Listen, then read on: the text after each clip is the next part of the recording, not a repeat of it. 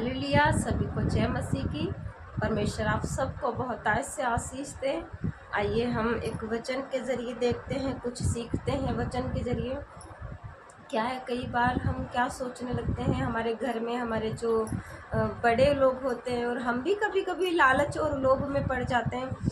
तो हम जिस जगह रह रहे होते हैं ना, और परमेश्वर के कामों को अच्छे से कर रहे होते हैं, मतलब अच्छे से हम उसके कामों को कर रहे होते हैं, और फिर हमारे घर में पैसे की अगर घटी आती है, यानी कि जो पैसा होता है ना वो कम हो जाता आना।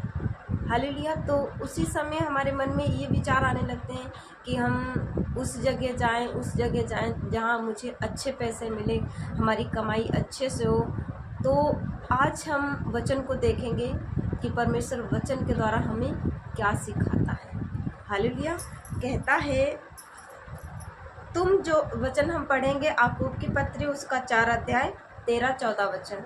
हालेलुया। कहता, तुम जो यह कहते हो आज या कल हम किसी और नगर में जाकर वहाँ 1 वर्ष बिताएंगे और व्यापार करके लाभ कमाएंगे। क्या है, ऐसा हम कहते हैं ना, आज या कल हम कहीं और चले जाएंगे और वहाँ अच्छा सा काम करके और लाभ कमाएंगे, यानी कि अच्छे पैसे कमाएंगे। हालेलुया। और यहाँ पे 14वें वचन कहता है, और यह नहीं जानते कि कल क्या होगा। कल क्या होगा, हमने देखा है कि आज हम वचन प्रचार कर रहे हैं, आज हम लोगों के बीच में हमें लोग देख रहे हैं, कल शायद ना देख पाए। हम जानते, हम नहीं जानते। तो वचन कहता, और यह जान नहीं जानते कि कल क्या होगा। तुम सुन तो लो, तुम हो ही क्या, तुम्हारा जीवन है ही क्या।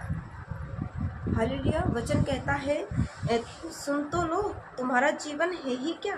तुम तो बाफ के समान हो जो थोड़ी देर दिखाई देती फिर लोप हो जाती। बाफ जो गर्म चीज़ में बाफ निकलती है ना, हम उसके समान, परमेश्वर उसके समान कह रहा है कि तुम यह तो जान लो, तुम हो ही क्या, तुम्हारा जीवन है ही क्या।